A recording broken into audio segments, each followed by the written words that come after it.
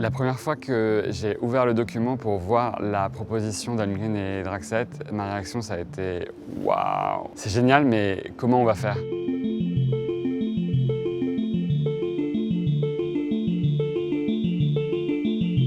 L'idée de construire quelque chose qui serait une plateforme pour mieux montrer d'autres œuvres d'art au sein d'un endroit qui est déjà très dense en sculpture nous a immédiatement séduits. C'est une œuvre qui va convoquer la sculpture, l'architecture et un certain sens de la mise en scène. Le visiteur qui se situera sous la plateforme verra le sol carrelé de la nef reproduit pour une immersion maximale. L'ambition des artistes, c'est de provoquer la surprise, l'humour, le rire, mais leur stratagème surtout, c'est de faire ralentir le visiteur et de lui faire apprécier différemment des sculptures qu'on aurait déjà vues, mais de revoir à quel point elles étaient fondamentalement des objets originaux.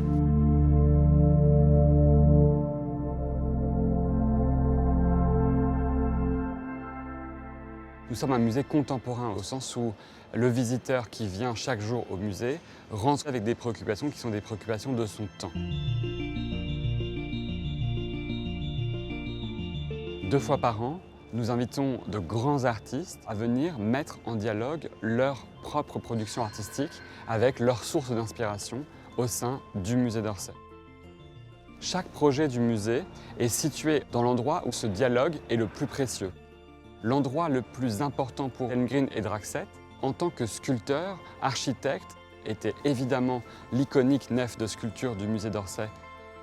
L'originalité de cette présentation repose sur l'utilisation d'un élément de surprise, d'humour, de beaucoup d'audace.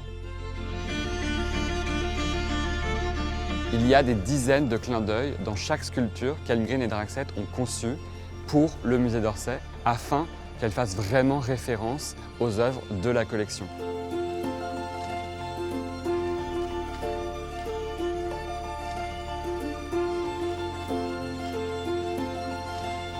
Je recommande vraiment aux visiteurs à l'entrée de la nef de se munir de cette petite brochure qui, pièce par pièce, étape par étape, vous accompagnera dans la visite et vous permettra de voir, grâce à des analogies rapprochées, certaines des sources d'inspiration des artistes pour leurs œuvres.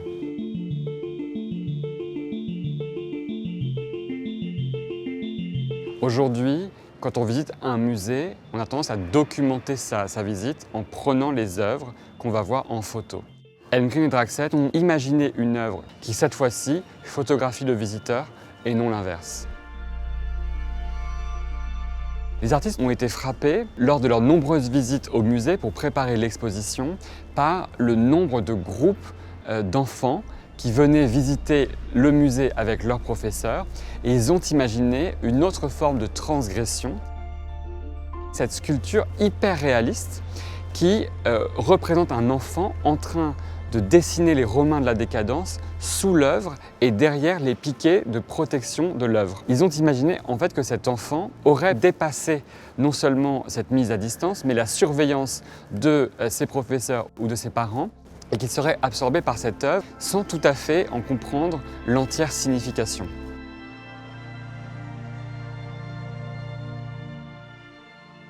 Les artistes apportent une réponse, qui est le titre déjà de l'exposition, l'addition.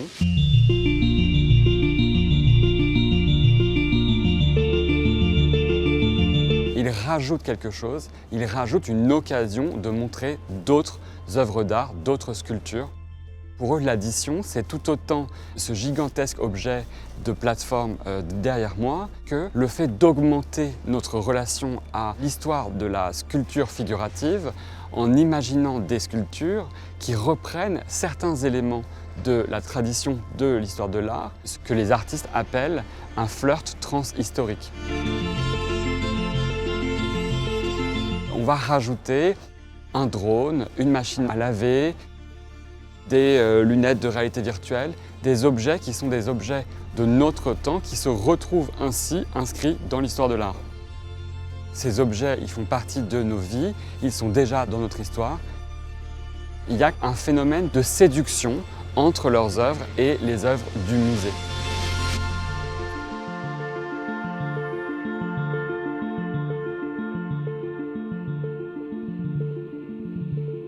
Quand ils sont venus au musée d'Orsay pour préparer l'exposition, ils ont été frappés par cette omniprésence du nu, masculin et féminin, mais aussi par la variété de représentations des masculinités dans les sculptures de la collection.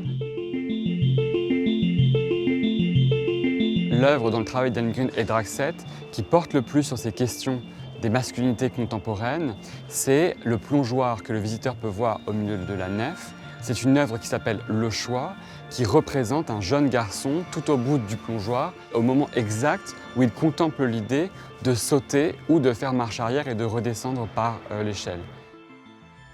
Pour les artistes, il s'agit d'un moment qu'ils ont séparément vécu en tant qu'enfants, l'expérience de leur propre courage.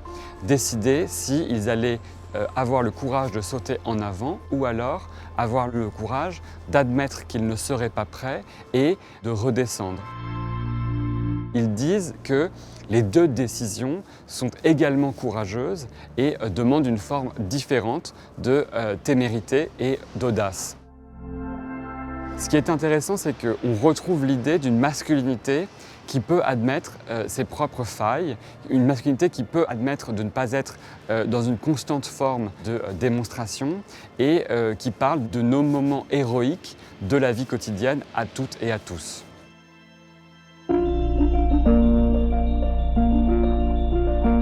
L'exemple du jeune garçon posé sur la machine à laver est assez génial.